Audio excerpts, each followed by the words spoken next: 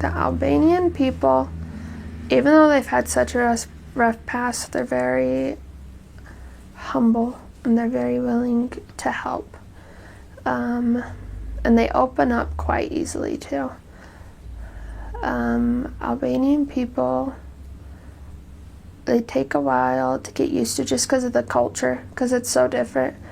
I feel like here in America we don't like to talk about our problems so much, like we're more reserved, but they talk about their problems. And it's not a bad thing, it's just sometimes they use it to manipulate you in like ways, but that even happens here. But if they have medication, then they'll show their medication to you when you go to visit to show them that they're sick.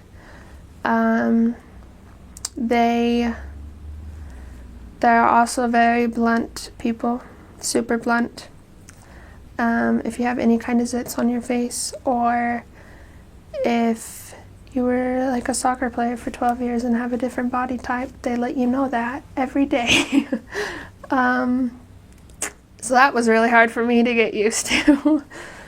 But they're super blunt. Like, they will tell you what they think, and you just have to live with it. And sometimes it's very nice. Other times you just have to smile and just smile at them as best as you can. But they're very loving people and a very caring people. During the rainstorms, there's no one on the street during rainstorms, because they're very superstitious. And they're very cautious, which is a good thing, because they're used to communist times. They're still recovering from that. And during that time, if you were sick, there was no way of really getting better. And so they don't go out in the rain much because they don't want to get sick.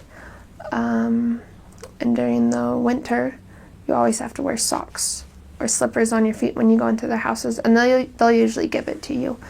So that way you don't catch a cold through the tiled floor, because they don't have hardwood floors over there. It's all tiled. And during the summer, they have air conditioners. Not a lot, but if you are in a room with an air conditioner and you sneeze or have a cough, then they turn off the air conditioner because they think you're getting sick from it. And so they're very cautious in that aspect. But there are a couple times when we were out tracting in the rain and we were getting soaked, and people would invite us in their house, and they would give us food, and they would give us towels or blankets so that we could get warm. So they're very loving, and even though they're quite poor over there, and it varies for each place too, they will always give you something. They never stop serving you because of their circumstances. If anything, they serve more because of their circumstances. So that was very humbling. Even the poorest would invite us over for dinner, and they would make us incredible meals and big meals, and we knew that they were going without some stuff for it. And I know that the Lord blessed each and every one of them. And even those that weren't members, He blessed them for their service, because they are very loving and hospitable people. But I absolutely loved the people. They were incredible, and I loved living around them.